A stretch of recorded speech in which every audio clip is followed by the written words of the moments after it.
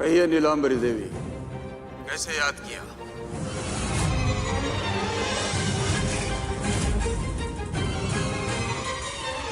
Hello, आप कौन बोल रहे हैं? ये आवाज नीलांबरी देवी की तो नहीं लग रही। आप कौन? मैं वो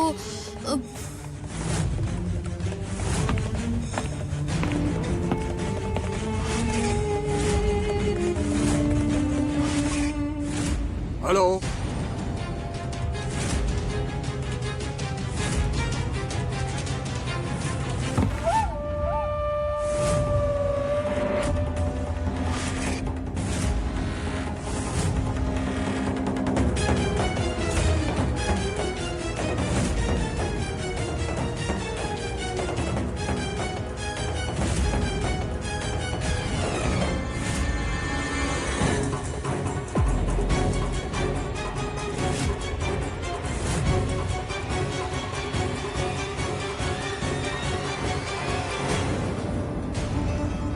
वैदी, वो फोन नंबर किसका था?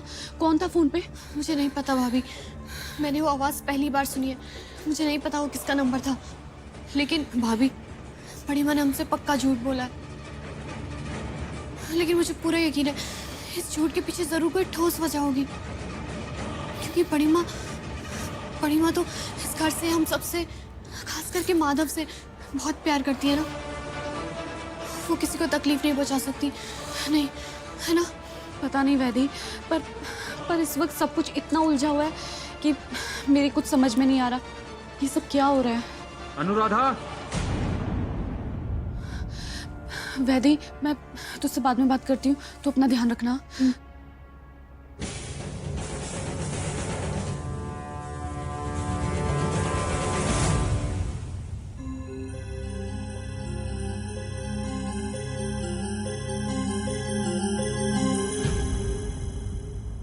पापा की तबीयत की वजह से कितनी परेशानी बढ़ रही, शायद उसे पता नहीं है कि अब वो बेहतर फील कर रहे हैं। उसे बता दूंगा तो खुश हो जाएगी।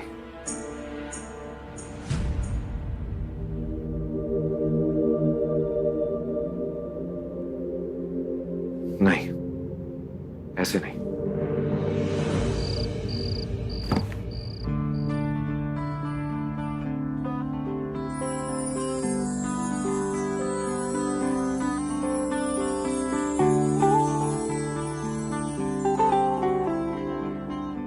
लाइट क्यों बंद है और इतना अंधेरा क्यों है यहाँ? क्या है ये सब?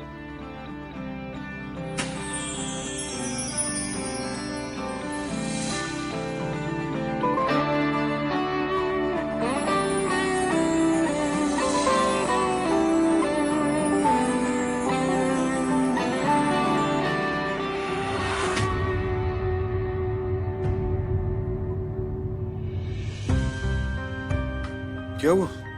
माधव, तुझे क्या लगा कोई और है? नहीं नहीं, ऐसा कुछ नहीं है। ये सब तूने? ये आपके लिए कैंडल लाइट डिनर। आजा।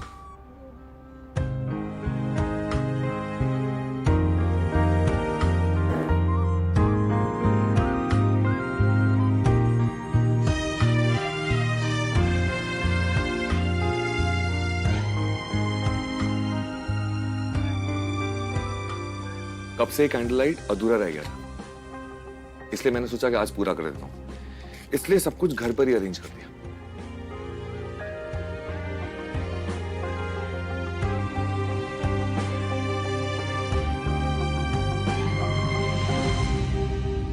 कहां खोई हुई है?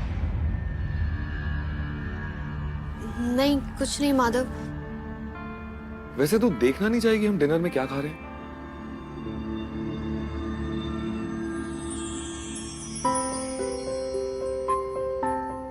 दाल बाटी। यस, तेरी फेवरेट। और डेजर्ट में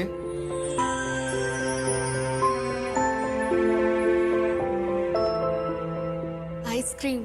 वो भी तेरी फेवरेट। Thank you Madhav.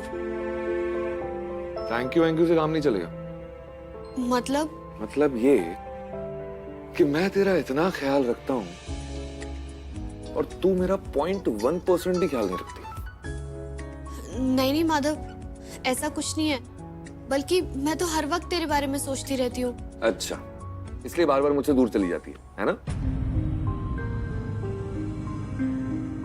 मैं तुझे कैसे बताऊं माधव कि तुझसे दूर रहना मेरी मर्जी नहीं, मजबूरी है। वैसे मुझे पता है वजह क्या है।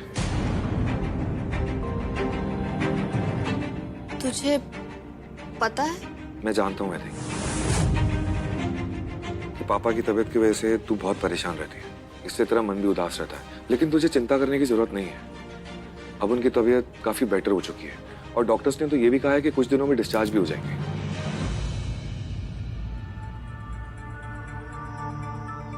अरे अब तो स्माइल कर दे। क्या आइसक्रीम खाने से तेरा मूड बेटर हो जाएगा? हम्म?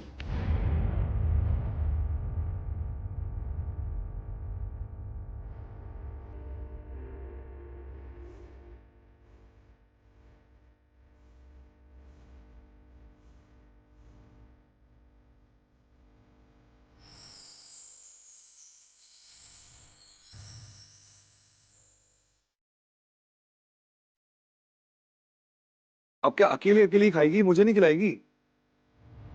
खिलाती हूँ ना तुझे।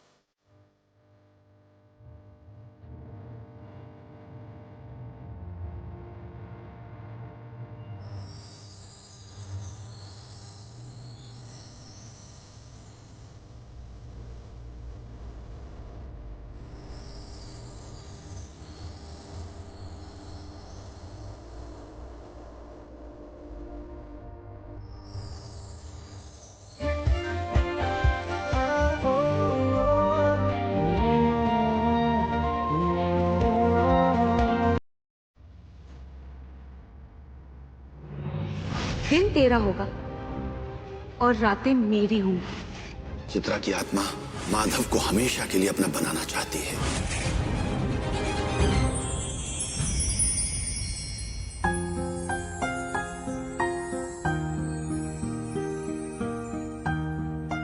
आज मुझसे दूर जाना है ना, तो चली जा। कल नहीं जान दूंगा। कल हम दोनों बाहर जा रहे हैं। कहाँ जाना है माधव? वो तुझे कल ही पता चलेगा, बस तैयार रहना।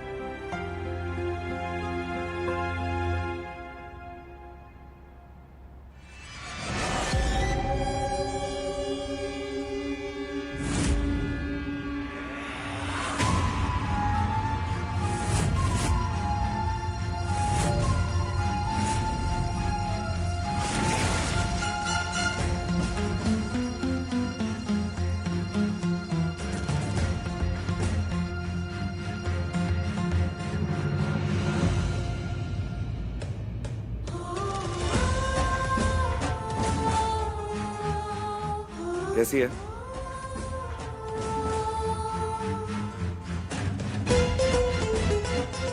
बहुत अच्छी है। तो पहन के दिखा। अब तोहफा आपने दिया है, मैं आपकी हूं तो आप ही पहना दीजिए।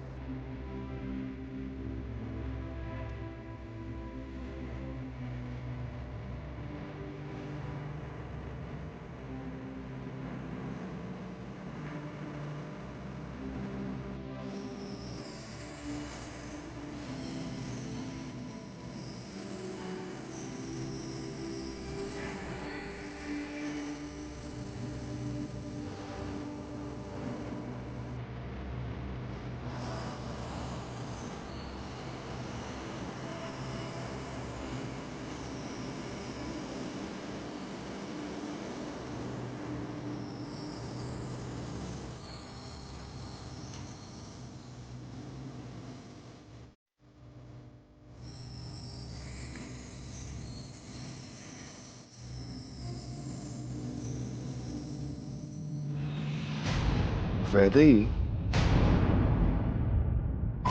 मैंने बहुत थक गया हूं, मैं सो जाऊं तुझे बुरा तो नहीं लगेगा?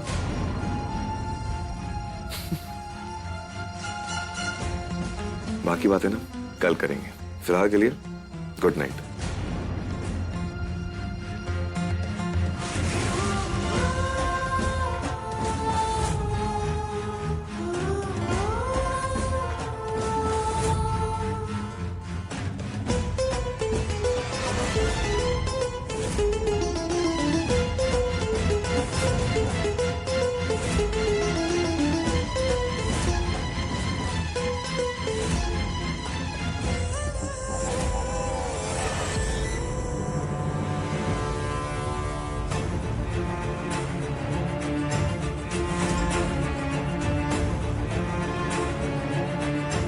जब तक चित्रा दीदी इस घर में है, माधव के करीब मैं किसी हाल में नहीं जा सकती।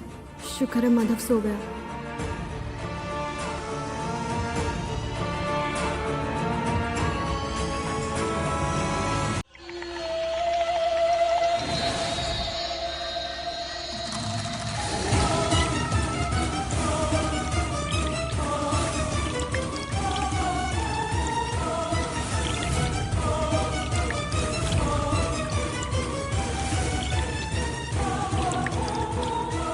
ओम ह्रीं क्लीं नरमुंडाय नमः।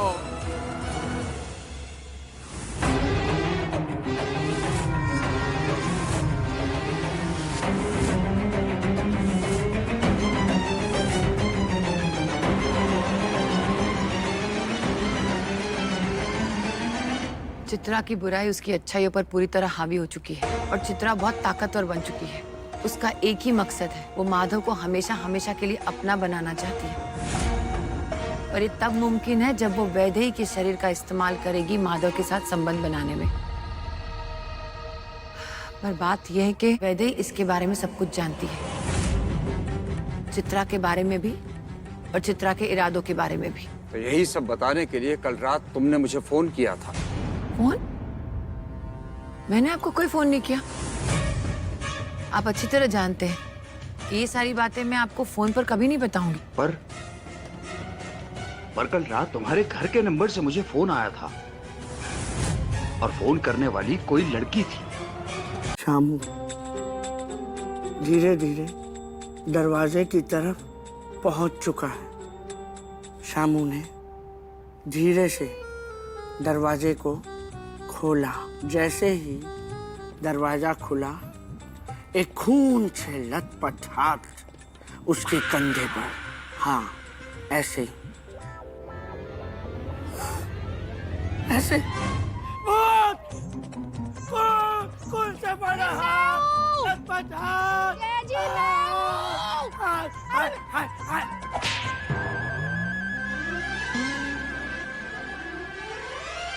I love you, बेबी जान। मैं हूँ आपकी बेबी जान। हाँ, मुझे पता चला तुम्हारे सिग्नेचर से। जब तुम्हें डर लग रहा है तो ये बैठ कर डरावनी कहानियाँ क्यों पढ़ रहे हो तुम? डरपोक कहेंगे। सॉरी बेबी जान।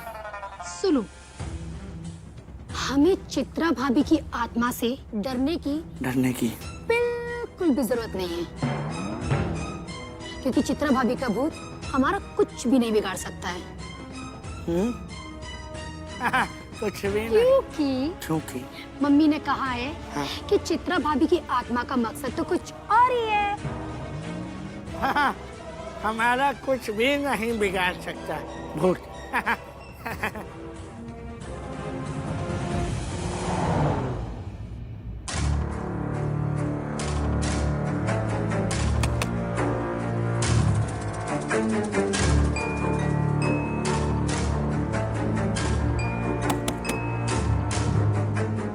पंडित जी, दरवाजा खोलिए, हमें आपसे जरूरी बात करनी है।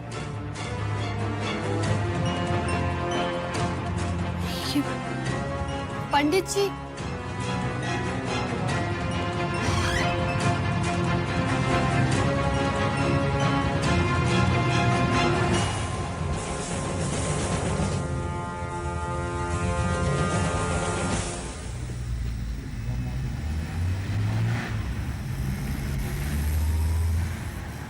एक मिनट रुको रुको रुको।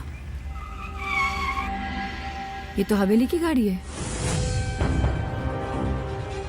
यहाँ कौन आया है? ड्राइवर, एक मिनट गाड़ी पीछे लो। बस बस बस बस बस बस।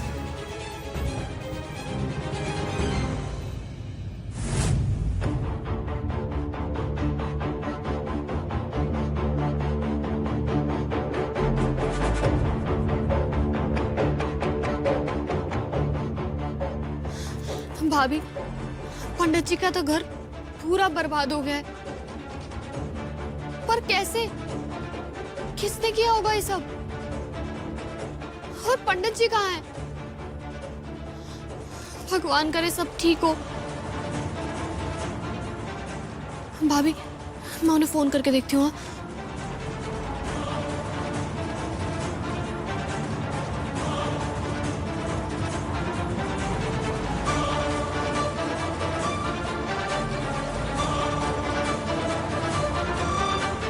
पंडित जी का तो फोन ही नहीं लग रहा है। भाभी, कहाँ होंगे वो?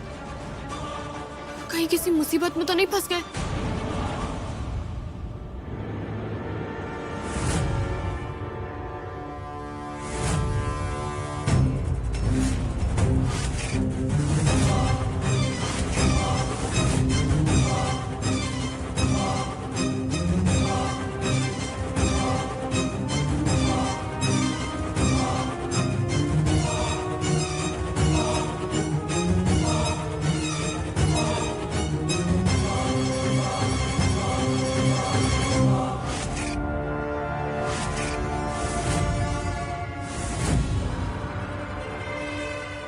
माफ करना बेटी, पर मैं तुम्हें बीच में इज़हार में छोड़कर जा रहा हूँ। अब मैं तुम्हारी मदद नहीं कर पाऊंगा, क्योंकि मैं वापस लौट कर नहीं आऊँगा। मैं तुम्हारी सुरक्षा के लिए ये रक्षा कवच छोड़कर जा रहा हूँ। इस कवच को हर समय पहने रखना तुम बेटी। इसे किसी भी हाल में खुद से दूर मत करना बेटी। जिस परिस्थिति में तुम फंसी हो वो बहुत खतरनाक है। अपना ध्यान रखना और हर समय सावधान रहना। भगवान तुम्हारी सुरक्षा करे। ओम नमः शिवाय। क्या हुआ वैदी? क्या लिखा है इसमें?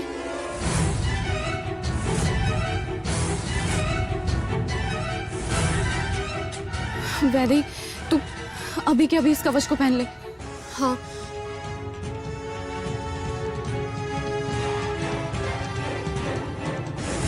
पता नहीं भाभी, पंडित जी ऐसे अचानक से क्यों चले गए? कहाँ होंगे वो? कहीं हमारी वजह से किसी मुसीबत में तो नहीं फंस गए होंगे ना? वैदी, तू ज्यादा मत सोच। चल घर चलते हैं। हाँ।